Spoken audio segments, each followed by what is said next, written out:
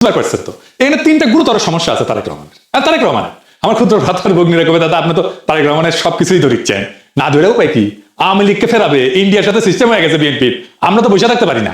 যাই হোক, আসেন একে একে দেখি কি কি ঝামেলা করেছে তারেক রহমান নিজে। প্রথম ঝামেলা, তারেক রহমানের স্টেটসম্যান বা রাষ্ট্রনায়ক তো দক্ষতা দেখাতে পারতেছেন না, এখানেও পারেন না।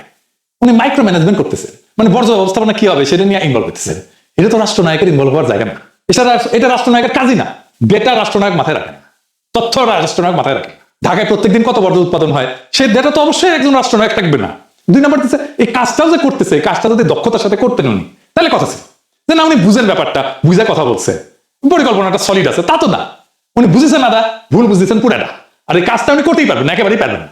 বুঝাই বলি আসেন, উনি যে একেবারে বুঝেননি ব্যাপারটা, এটা আসেন আমরা বুঝে দেখি। বর্জ্য দিয়ে বিদ্যুৎ উৎপাদন করে যে পশ্চিমা দুনিয়া, বর্জ্যকে কাঁচামাল ধরে নিয়ে না, মানে এটা বর্জ্য ব্যবস্থাপনার একটা পার্ট। বর্জ্য দিয়ে বিদ্যুৎ উৎপাদন করা, বিদ্যুৎ উৎপাদন সেকেন্ডারি, বর্জ্য ব্যবস্থাপনা প্রাইমারি। ভাত রাখতে গেলে যেমন মার হয়, তেমন একটা বিশেষ পদ্ধতিতে বর্জ্য ব্যবস্থাপনা করতে গেলে বিদ্যুৎ উৎপাদন করা হয়। হাঁটতে গেলে যেমন পেশাব বের হয়, ঠিক ওইরকম আপনি হাঁটতে গেছেন, পেশাব করতে যান নাই তো, কিন্তু পেশাব হয়। এইরকম বিদ্যুৎ হয়, এটা আপনার আলাদা করে পরে পেশাব করতে হয় না। আপনার উদ্দেশ্য হাগা, পেশাব করানো। ঠিক তেমন বর্জ্য দিয়ে বিদ্যুৎ উৎপাদনের লক্ষ্য হইতেছে বর্জ্য ব্যবস্থাপনা, বিদ্যুৎ উৎপাদন, বিদ্যুৎ তৈরি করে না, বিদ্যুৎ তৈরি হয়ে যায়। তারেক রহমান বলতেছেন কয়লা, ফার্নেস অয়েল যেমন বিদ্যুৎ বানানোর কাঁচামাল,